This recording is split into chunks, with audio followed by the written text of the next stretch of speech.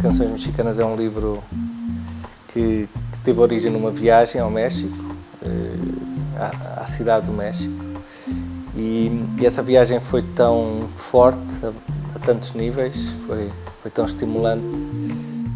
A cidade do México é uma cidade quase surrealista, onde tudo acontece, e eu estive talvez 10 dias, mas a sensação foi que eram 100 dias, porque tanta coisa aconteceu. Eu tenho vários livros muito diferentes entre si, é difícil explicar um pouco o que são os livros, porque realmente há livros que são de um mundo, por exemplo, um mundo mais narrativo. Há vários escritores que escrevem muito bem sobre viagens de uma forma muito realista, não é? Eu não sou tanto isso, eu aponto alguns pormenores e depois há qualquer coisa que se gera que tem mais a ver com o mundo da ficção. Eu gosto de dar nomes às séries dos livros que vou fazendo, porque sinto que os géneros literários não enquadram os livros e, por exemplo, Canções Mexicanas eu integro numa coleção a que chamo Canções, precisamente porque sinto que não são contos nem pequenas ficções, são como se fossem ritmos sonoros e, portanto, eu chamei canções. Mas a queda é isto mesmo. Os homens recolhem uma sensação, tentam absorvê-la como um fato absorve água e a faz desaparecer. E a certa altura não existe fato e água, mas apenas um fato úmido. Eis o que procuram os que levam a energia que se libertou na queda de um corpo sólido para a sua velha madre que está a morrer, ou para os seus filhotes, para que cresçam grandes e fortes. E a vida é isto, um certo prazer que vem da queda dos outros.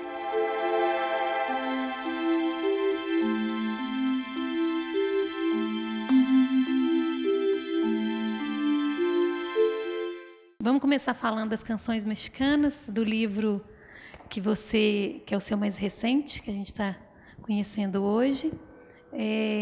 Ele surgiu a partir de uma viagem ao México. Eu normalmente não escrevo muito a partir de experiências pessoais, mas este partiu de uma viagem que eu fiz durante cerca de 10 dias, mas pareceram quase 100 ou mais, na capital, México DF.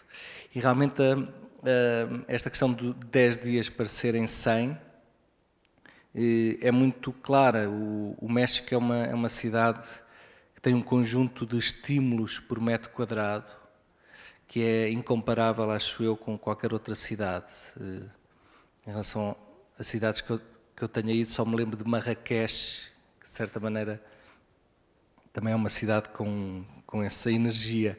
Eu não sei se as pessoas que estão aqui presentes foram lá, ao México DF, mas é muito estranho porque é uma mistura completa.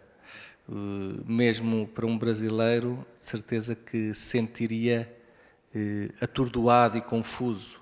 Por exemplo, eu lembro-me que fui a uma geladaria, não é? Sorveteria, como dizem, e comprar um gelado de baunilha, e no mesmo espaço da gelataria estão duas pessoas a rezar de joelhos com um altar, ou seja, no mesmo compartimento vendem-se gelados e estão pessoas a rezar. E isto é muito a cidade do México, é uma mistura.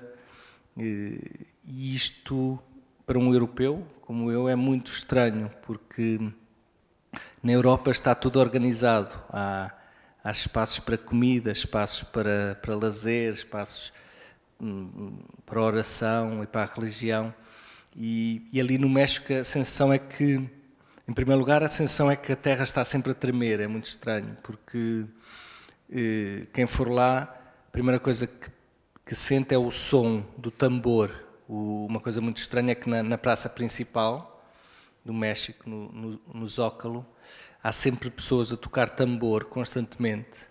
E quando eu cheguei eu pensava que aquilo era uma coisa temporária, não é?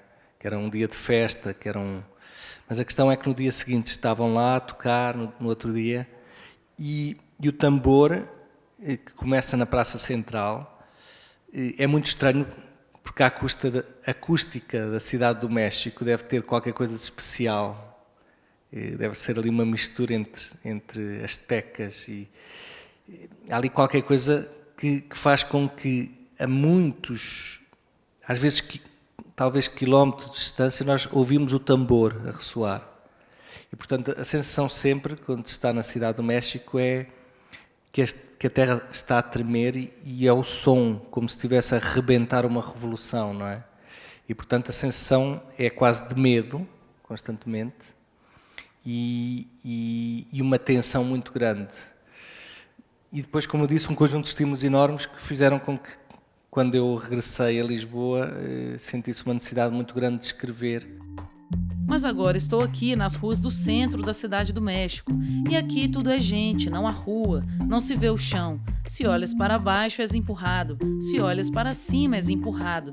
Estás no México, meu caro. São 20 milhões aqui, 80 à tua volta. Que queres fazer? Dançar? É um livro de ficção, Canções Mexicanas, mas parte muito das experiências que tive na cidade. Esse é um livro que tem você diria que tem um olhar do forasteiro que está lá, ou você tem a sensação de que as pessoas de lá também são tensas? Bem, o que eu sinto, e por exemplo senti isso até mais em Marrakech, é que se nós nascemos e crescemos, por exemplo, em Marrakech ou na Cidade do México, nós não podemos ser as mesmas pessoas do que uma pessoa que nasce em Viena, por exemplo, na Áustria, e cresce em Viena, porque toda a lógica é completamente diferente. A Cidade do México é um pouco assim, mas, por exemplo, falando de Marrakech, Marrakech para um português é muito fácil, porque nós vamos de Lisboa a Marrakech em 2 horas, porque Marrocos é mesmo perto de Portugal. E é muito estranho porque em 2 horas entramos num outro mundo.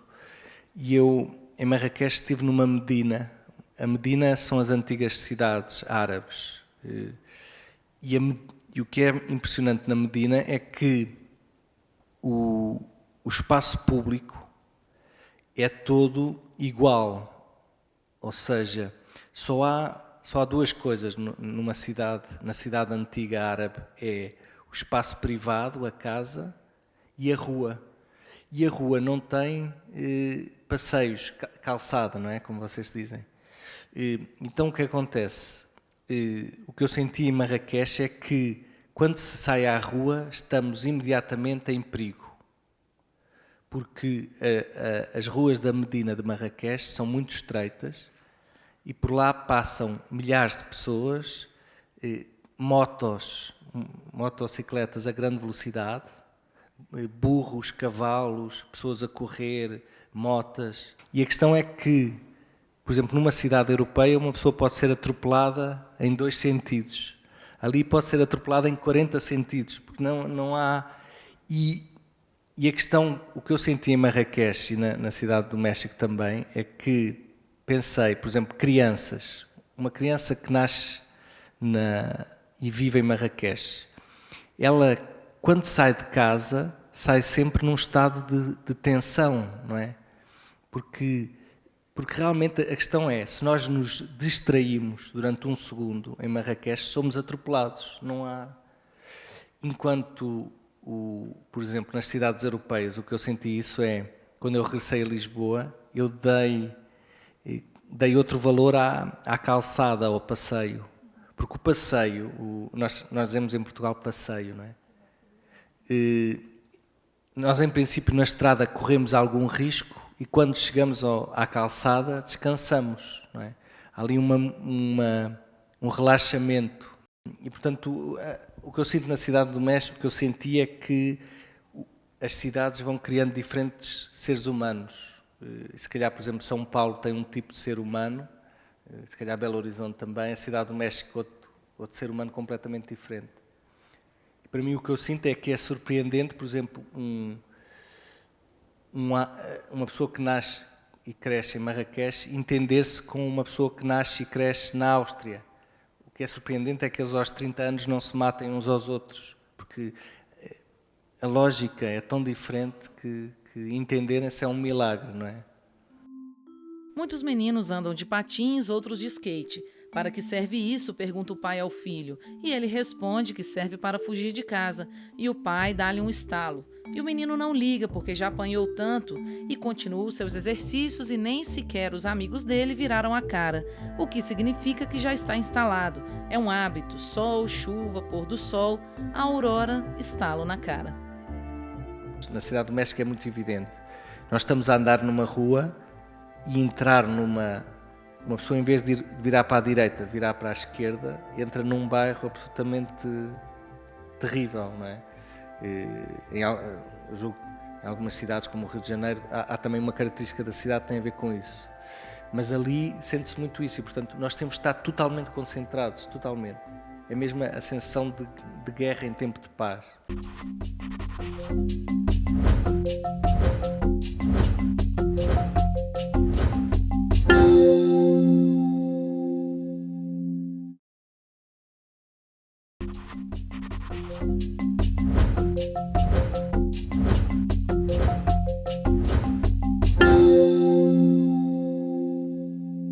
É muito interessante a questão que ele coloca, como ele coloca sobre as questões do México, da cidade do México, questões tensas, e mostra uma nova perspectiva, e para mim foi muito interessante ter vindo aqui. Eu me interessei por uma frase que ele falou no Fórum das Letras de Ouro Preto, que foi: eu escrevo para entender a estranheza de viver.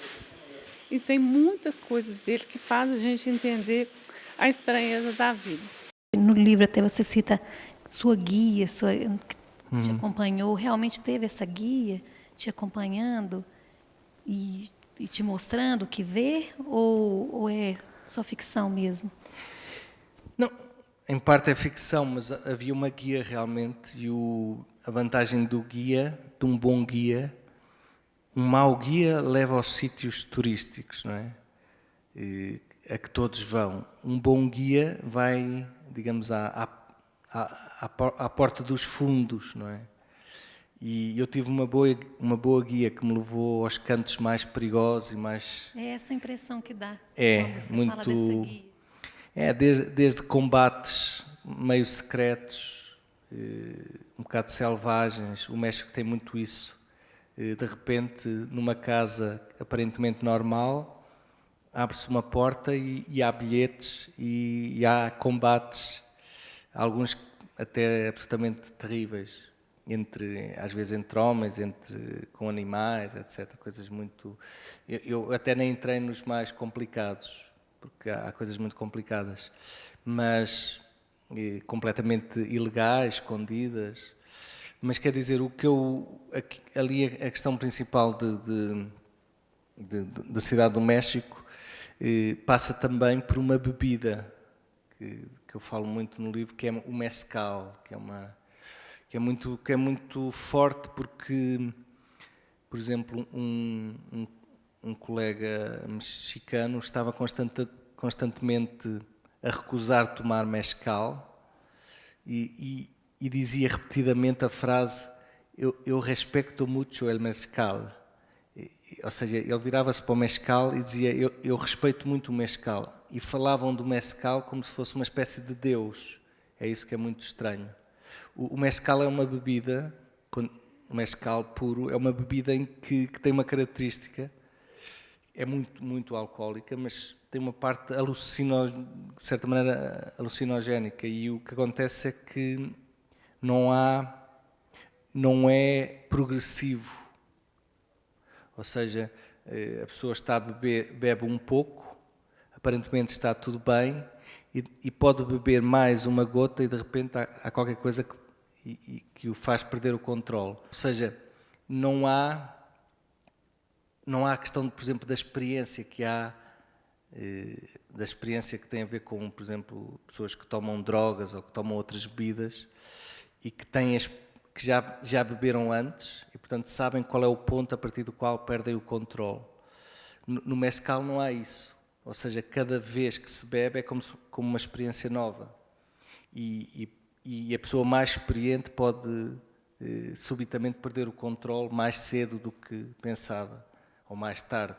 E, portanto, eles tratam o mezcal com muito respeito. É mesmo como a sensação que eu tinha, que é muito estranha, é como se fosse realmente um ser divino, que é mais forte do que o ser humano. E, portanto, eles bebem-no. Assim que você trata o mezcal no livro também. Sim, é uma coisa muito... Eles, por exemplo, quer dizer, entornar mezcal é qualquer coisa... Ou seja, eles tratam mesmo como se fosse uma parente, uma avó, não é? Mais sábia. Eles não diziam expressamente isso, mas era um pouco como dizer: o mezcal sabe mais do que eu tenho que tratar bem o mezcal. É estranho, porque era mesmo como se fosse uma bebida sagrada, não é? Passava por ali. E isso é muito, na noite mexicana também é muito marcante, a questão do mezcal, não é? E a mulher que avançou para o mezcal diz-me que o importante era que Deus fosse um hotel onde pudéssemos entrar quando não tivéssemos onde ficar. E isso é um bordel, diz o Bambino, que respeita muito el mezcal, por causa das circunferências de raio cada vez mais curto, uma vez que se apoderaram de sua cabeça durante 8 horas. Não era sono? Pergunto. Não, responde. Era medo. Eu tinha muito medo. Há uma história que eu gosto particularmente, tem a ver com a cerimónia do chá japonês. E eu senti muito isso no México, num contexto completamente diferente. A cerimónia do chá japonês é muito bonita porque há várias cerimónias, mas uma delas, um ritual, em que nós entramos, e é muito interessante esta questão de, por exemplo, como é que se chega à parte espiritual. Porque no México o que eu senti muito é a questão da religiosidade sempre presente, não é? Mas uma religiosidade muito física, muito material. E a cerimónia do chá japonês é interessante porque eles conseguem chegar às questões espirituais pela parte física e material. E a cerimónia do chá basicamente em primeiro lugar, há uma malga de chá, uma taça, onde nós bebemos o chá, muito pesada. Tal forma que nós não conseguimos agarrar com uma única mão. Por exemplo, este copo eu consigo agarrar com a mão direita. Na cerimónia do chá é tão pesado que eu preciso de usar as duas mãos.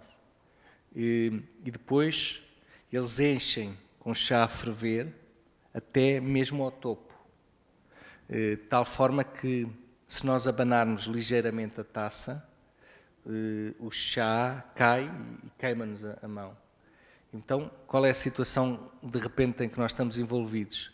Nós que, por exemplo, eu fiz este ritual com um grupo de céticos e racionalistas, pessoas totalmente da ciência e anti-espírito, digamos, quase.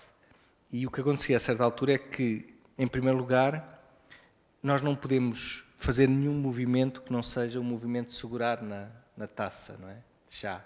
Porque a taça é tão pesada que não podemos fazer outra coisa. E, por outro lado, se nós fizermos um movimento qualquer, queimamos-nos. E dos movimentos passa para as palavras. Uma coisa muito intrigante é que, sem ninguém nos dizer neste ritual, para nós fazermos silêncio, ninguém dizia, ninguém pedia para as pessoas se calarem, mas toda a gente se calava. E porquê, basicamente? Porque nesta situação, se alguém falar, é uma distração, de tal forma, aparentemente pequena, mas enorme, que se alguém falasse sobre o tempo que chovia ou algo assim, também se ia queimar, porque a taça estava totalmente cheia, mesmo a fazer. E o que era mais incrível era movimentos, linguagem, a certa altura é o pensamento. O que era impressionante era que nós, a certa altura, nós não conseguíamos pensar em mais nada senão naquilo. E naquilo que era? Eu tenho uma taça que está com chá a ferver até ao topo e eu não posso mexer as mãos senão queimo. E, portanto, a certa altura, estávamos ali 7 ou 8 pessoas que tínhamos entrado a falar sobre milhares de assuntos, muito ruidosos, super céticos, e de repente estávamos totalmente concentrados, calados, e só a pensar no chá. E aquilo é impressionante, porque nós sentimos, a certa altura, uma cerimónia totalmente espiritual.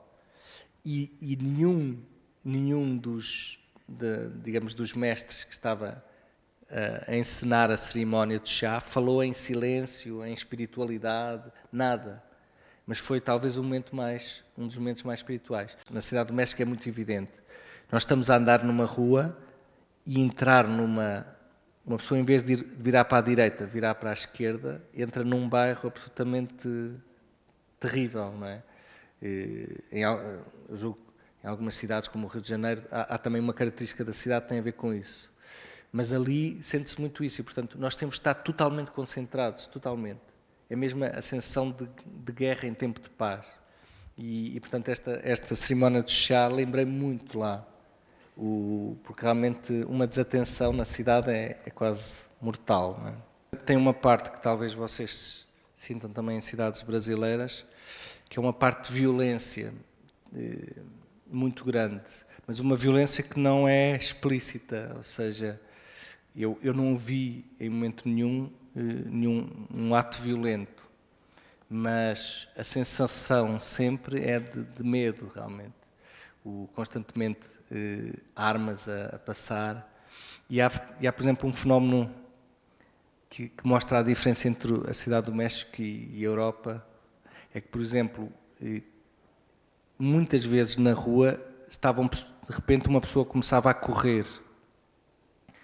E quer dizer, numa cidade, por exemplo, numa calçada, alguém estar a correr sai fora do comum, não é? E pode acontecer aqui em Belo Horizonte, sei lá, alguém estar atrasado para um ônibus ou eventualmente qualquer coisa que tenha a ver com assaltos, no limite. Mas na Cidade do México, nos poucos dias que eu tive, a quantidade de pessoas que eu vi de repente a começarem a correr. E o estranho é que nós víamos alguém a correr e não percebíamos porquê. Ou seja, não iam apanhar. Era estranho, pareciam uma espécie de loucos que de repente... E, por exemplo, na Alemanha, se nós vemos alguém a correr, nós sabemos se é ladrão ou se é polícia. Na Cidade do México, nós víamos alguém a correr e não percebíamos se tinha roubado ou se era polícia, não percebíamos. E isso também criava um estado de inquietação muito grande. E aqui vou eu mais uma vez. Estou em grandes corridas na Cidade do México. De noite é isso que me aconselham fazer. Se corres muito, as pessoas não vão atrás de ti. Nenhum malfeitor se vai pôr a correr atrás de ti. Eles não são malucos quando apanham alguém que lhe cortam o pescoço. Fazem-no a passo tranquilo, a passito, como dizem, nada de esforços. Há uma invasão do nosso espaço muito grande, não é? Eu escrevo sempre num espaço sozinho, isolado, sem internet, sem telemóvel, sem celular, não é? Como vocês dizem.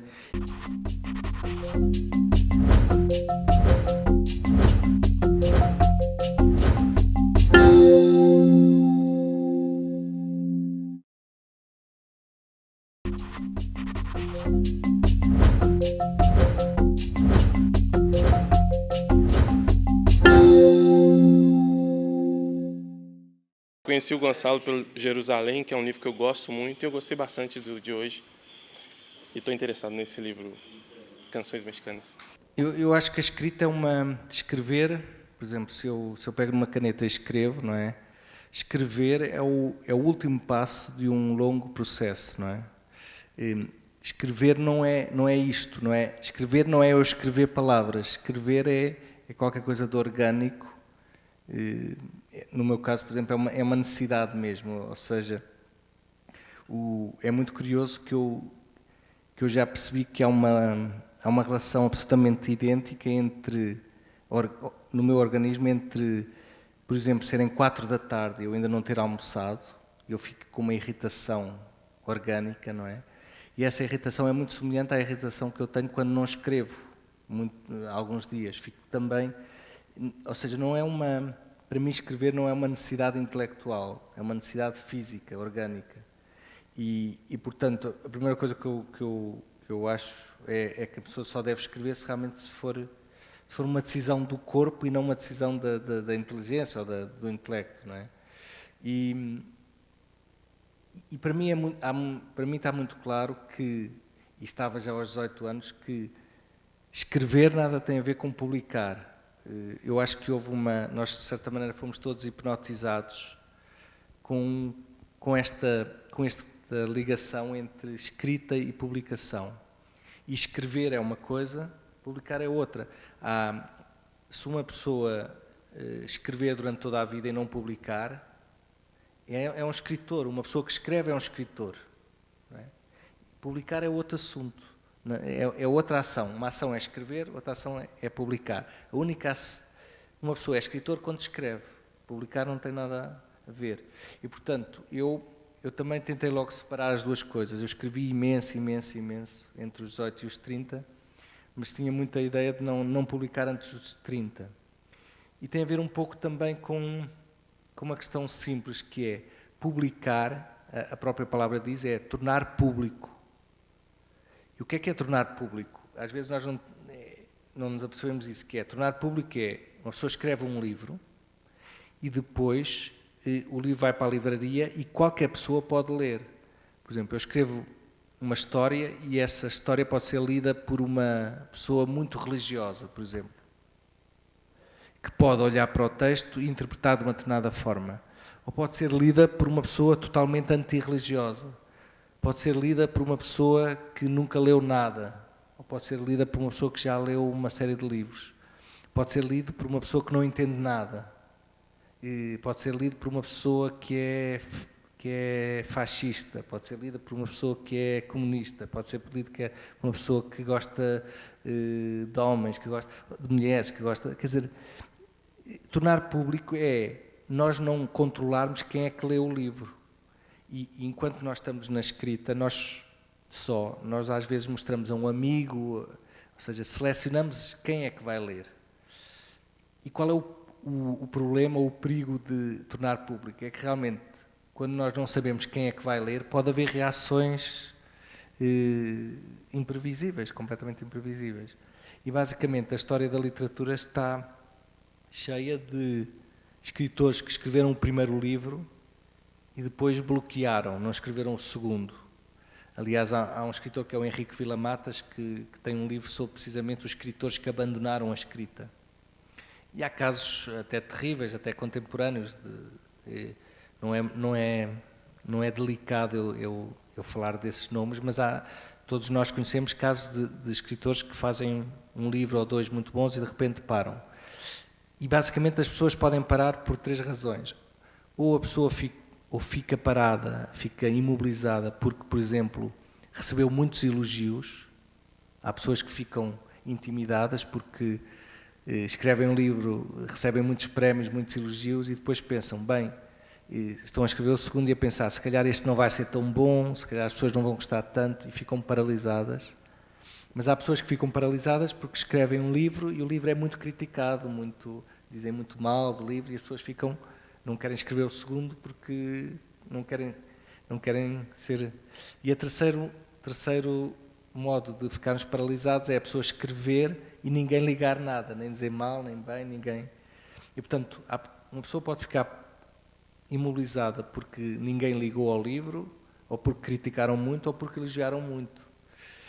E o que me parece uma pessoa só deve publicar quando está preparada para que aconteça o que acontecer, qualquer que seja a reação dos outros, grandes elogios, grandes críticas ou indiferença nenhuma, aconteça o que acontecer, a pessoa sabe que tem resistência para continuar a escrever. E, portanto, isso tem a ver com uma coisa que não é explicável e que tem a ver com maturidade, a pessoa ganhar... Porque é uma questão de resistência física. Publicar não é só escrever, é escrever e estar preparado para aguentar as reações muito boas ou muito más, ou nenhumas. E, portanto, eu senti sempre que era preciso um tempo para isso. Pode parecer estranho, mas das coisas que mais imobilizam, provavelmente, são os grandes elogios. Que veneno é esse? Pergunto, e a minha guia finge que não ouve e aponta para um sítio da cidade onde está escondido o homem mais feliz do mundo. Onde é? Pergunto.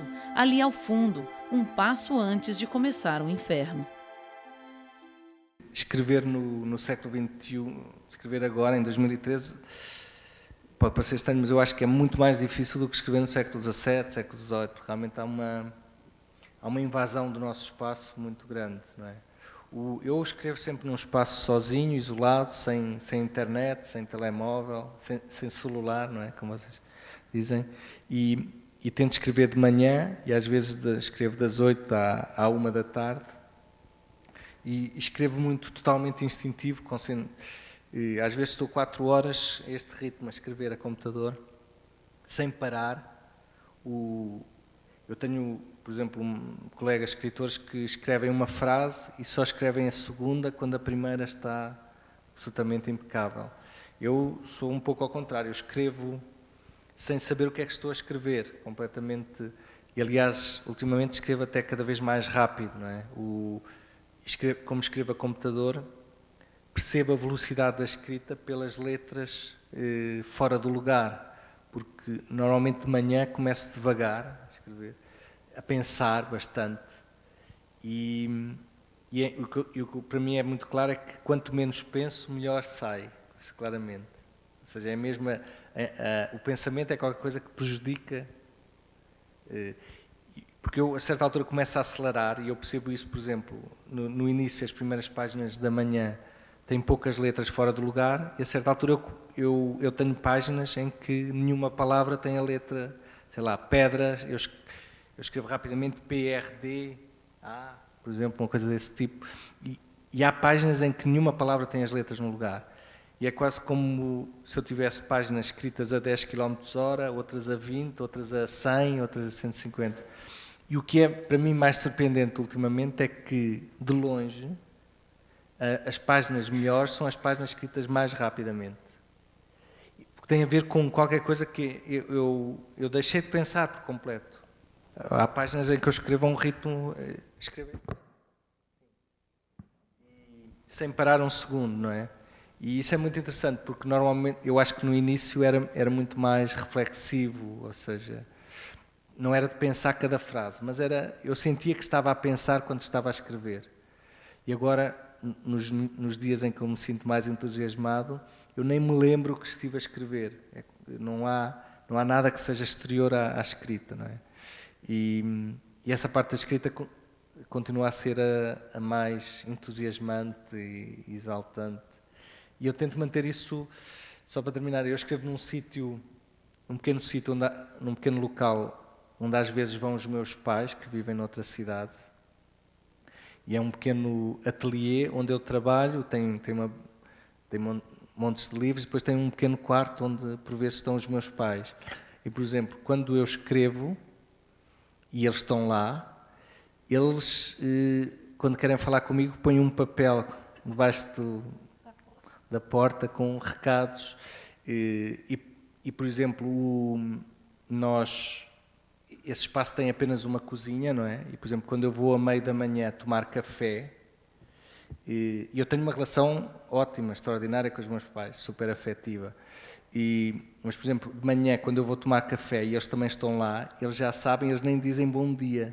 Porque a questão a questão da internet, então, é impensável, qualquer conversa exterior é como se terminasse ali um estado qualquer de hipnotismo. Eu quando me levanto nem olho para os jornais, nem olho para nada, e eu acho, por exemplo, eu já tive muitas provas amorosas dos meus pais, mas eu acho que a maior prova de amor que eu tive é essa folha de baixo, porque é perceberem que há ali qualquer coisa que não pode ser interrompida. E só para dizer, quando perguntou da escrita e o que é que eventualmente se pode, às vezes, também aconselhar às pessoas mais novas que eventualmente possam depois ver esta filmagem. Uma das coisas muito interessantes e trágicas é que a única hipótese de uma pessoa escrever é combatendo as pessoas de quem mais gosta. Não é combater os inimigos, porque isso é fácil. O que é violento é que escrever, ou pintar, ou fazer um percurso de arte, exige tempo de isolamento. E tempo de isolamento é um tempo retirado às pessoas que mais estão próximas. Os meninos começam a rir como se estivessem na piscina, brincam uns com os outros, atiram gotas à cara e assim se faz a higiene num dos mais terríveis orfanatos. Aqui se mimam os meninos, dizem eles, e provavelmente a coisa é levada a sério, mesmo que depois se fartem de tossir. Nós realmente temos uma tradição em que o silêncio é agressivo. E, por exemplo, se estão 6 pessoas numa mesa, se uma delas não fala, há ali qualquer coisa e nós perguntamos o que é que se passa, não é? Há outras culturas realmente em que, pelo contrário, a palavra é que é agressiva.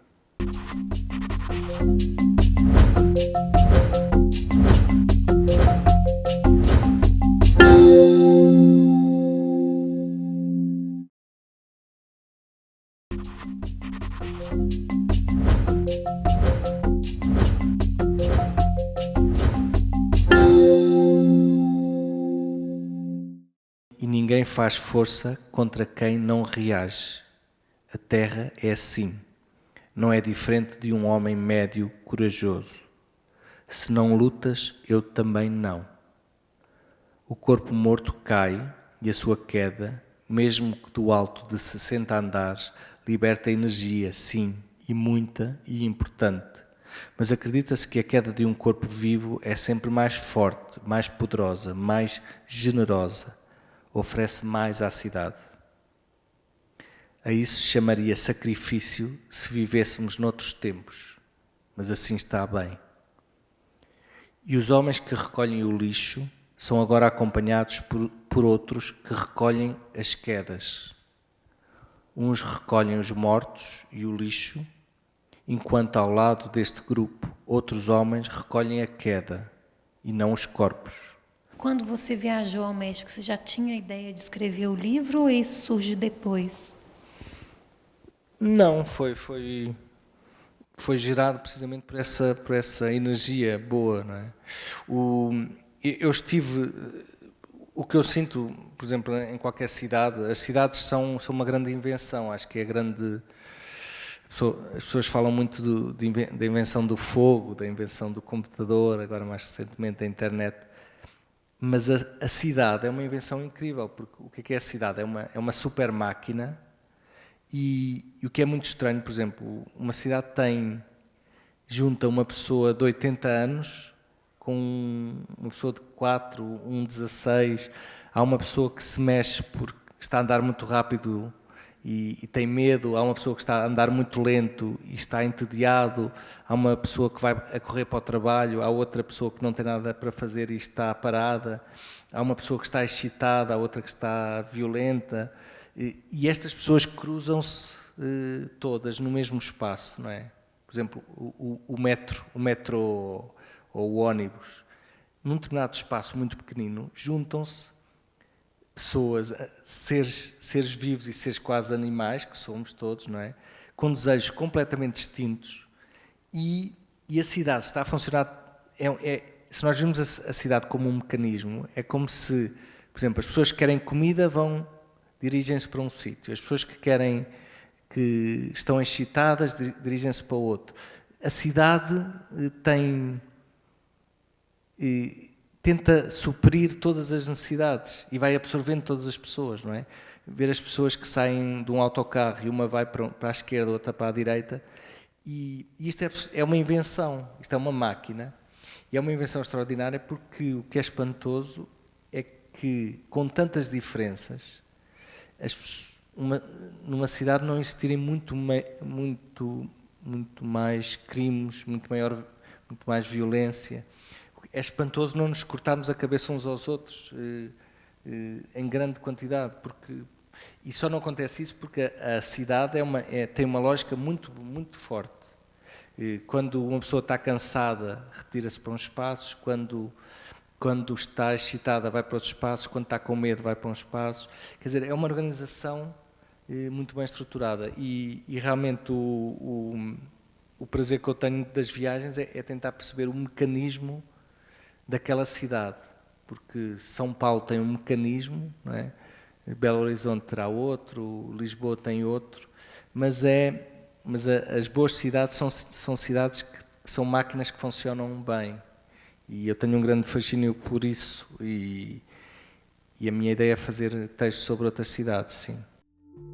Podes desaparecer de repente na paisagem, como se existisse um buraco na rua. Há muitos buracos nas ruas do México, principalmente nos passeios por onde as pessoas andam. Há muito mais buracos nos passeios do que na estrada. O mais seguro é seres atropelado. Há buracos por todo lado. Cais e desapareces, mas ninguém te vê. Desapareces e vais parar ao esgoto. Há vários escritores que escrevem muito bem sobre viagens de uma forma muito realista, não é? Eu não sou tanto isso, eu aponto alguns pormenores e depois há qualquer coisa que se gera que tem mais a ver com o mundo da ficção. Mas pequenas partes da realidade permitem que uma pessoa imagine.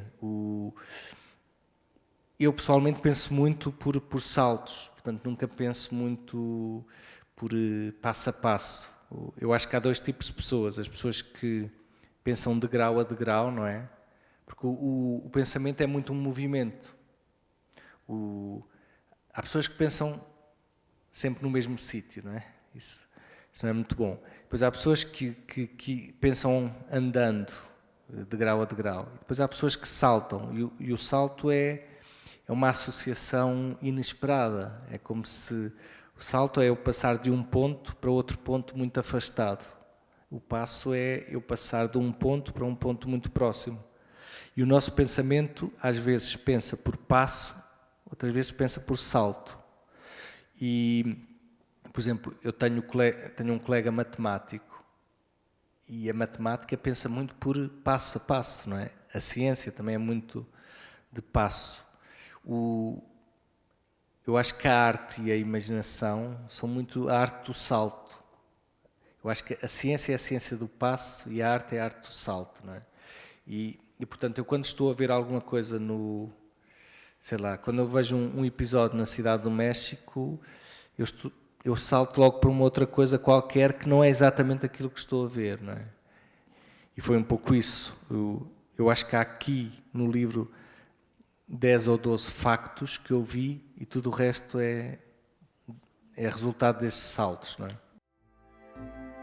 Um homem com um barruço na cabeça, sentado em cima de uma caminhoneta com um alto-falante junto à boca, faz publicidade ao fim do mundo. Está a chegar. Grita pelo alto-falante, o fim do mundo está a chegar, grita o homem com o barruço. E quem passa diz-lhe adeus e alguns perguntam, quando? E quando não responde, penso que é um maluco. Claro, mais um. Nós realmente temos uma tradição em que o silêncio é agressivo. E, por exemplo, se estão 6 pessoas numa mesa, se uma delas não fala, há ali qualquer coisa e nós perguntamos o que é que se passa, não é? Há outras culturas realmente em que, pelo contrário, a palavra é que é agressiva. Ou seja, em que as pessoas estando caladas estão bem, em silêncio estão bem e, portanto, quando falam é sintoma de um problema, de alguma coisa diferente. No Teatro No, que é um teatro clássico japonês, eles têm uma figura muito, muito interessante, que para nós ocidentais e também para a América do Sul é muito estranho, porque é a figura... O Teatro No vive de tipos de personagens, não é? Há o marido, há a mulher, há o inimigo, há o pai, e há uma figura muito estranha que é o ausente. E o ausente o que é? É um ator desse tal Teatro No que está em cima do palco a interpretar a ausência. E o que é o ausente? É alguém que foi viajar, alguém que morreu. E, portanto, o que é estranho é que no teatro ocidental, no teatro que nós conhecemos, o ausente está ausente, não está, não é? No Teatro No, o ausente está no meio do palco. E o que é um bom ator do papel de ausente? É o ator que consegue que os espectadores, ao fim de 20 minutos ou 10 minutos, deixem de olhar para ele como se ele fosse uma pessoa e passem a olhar para ele como se fosse um objeto, como quem olha para uma cadeira. Ou seja, o bom ator da ausente consegue esvaziar-se e transmitir a ausência. Basicamente ele está imóvel e calado durante 1h30. E mais uma vez, normalmente o ator da ausente é o ator mais experiente, etc, etc. Os atores do teatro No, quando começam, a grande ambição deles é um dia serem o ator do ausente. Ou seja, a grande ambição deles é um dia interpretarem o ator que está parado e calado. E isto é uma coisa que é uma lógica completamente diferente, mas quer dizer, realmente não há nada mais difícil do que estar presente e transmitir a ausência, não é? E eu acho que nós perdemos muito este afastamento em relação ao Oriente, porque o Oriente tem coisas absolutamente incríveis e o que acontece muitas vezes com os orientais que vêm para o Ocidente é que são absolutamente digeridos. Em vez do Ocidente abrir um espaço para o Oriente entrar, não. Quando o Oriente vem, ocidentaliza-se. É muito mais fácil, é muito mais comum a ocidentalização do que o Oriente impor-se. E essa questão do silêncio, da ausência e da presença perde-se. Um homem, e que de certa maneira tem a ver com várias coisas que falámos aqui, que é do Sr. Brecht. Num certo país apareceu um homem com 2 cabeças, foi considerado um monstro e não um homem. Noutro país apareceu um homem que estava sempre feliz, foi considerado um monstro e não um homem. E pronto, de certa maneira tem a ver também com as canções mexicanas, com esta ideia de que olharmos para o sujo, para o feio, etc., às vezes é muito necessário, não é? Não sermos este monstro que está sempre feliz.